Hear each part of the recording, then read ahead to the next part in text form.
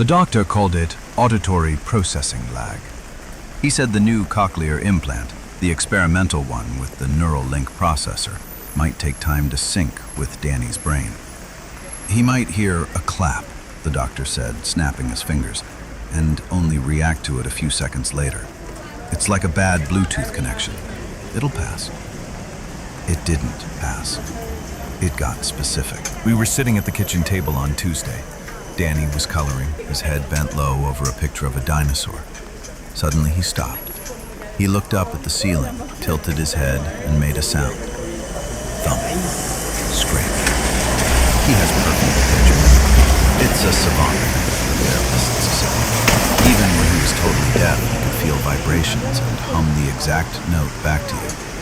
Now that he had the implant, the mimicry was photorealistic. I looked at him. What was that, bud? He pointed out. 2 minutes later, I timed it because I was staring at the clock waiting for the oven timer. I heard it. Thump. Scrape. It came from the upstairs neighbor, Mrs. Gable, dragging a chair across her floor. I froze. The lag wasn't Danny reacting late. The lag was Danny reacting early. He was receiving the audio feed before reality played the track.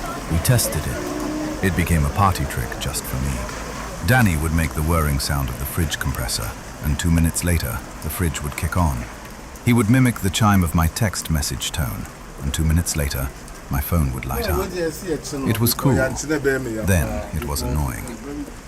Then tonight, it became terrifying. We were in the living room. It was 9:40 p.m. The house was dead quiet. I was reading. Danny was playing with his Legos on the rug. Danny stopped. He dropped the red brick in his hand.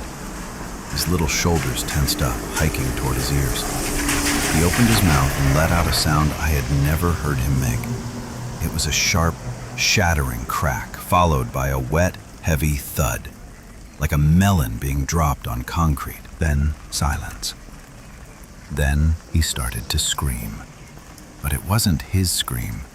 He opened his mouth and a deep, guttural roar came out.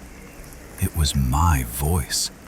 It was me, screaming in a pitch so high and terrified it scraped against my vocal cords just hearing it. No! Please! God! No! Then another sound. A rhythmic, wet squelch. Chunk. Chunk. Chunk. I sat there, the book trembling in my hands. Danny? He didn't look at me. He was staring at the front door. He mimicked the sound of a siren. Distant at first, then getting louder. I looked at the digital clock on the cable box. 9:41 p.m. I had less than 1 minute. I stood up, my heart hammering against my ribs like a trapped bird.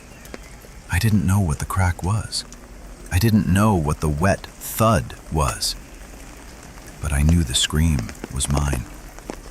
I grabbed Danny by the arm. We're leaving. Now! He didn't move. He was heavy, like dead weight.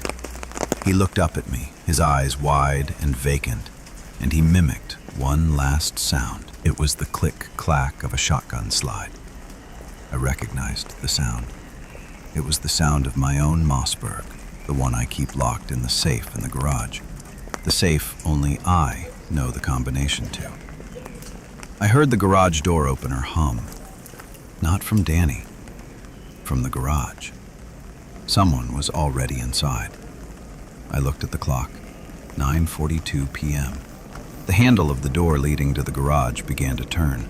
Danny covered his ears and closed his eyes. He didn't want to hear it again.